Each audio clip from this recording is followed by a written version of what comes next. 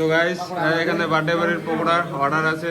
হ্যাঁ দেখুন এই গরমে কিরকম করে বানাচ্ছে, পকোড়া হয়ে যাচ্ছে এখানে, হালাত খারাপ হয়ে গেছে। তো এদের জন্য একটা করে লাইক কিন্তু খুব দরকার।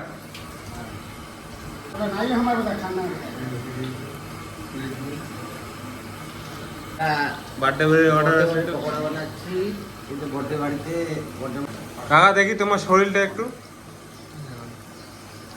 ও শরীরটা কালো, ওটা মাথাটা ওর কালো।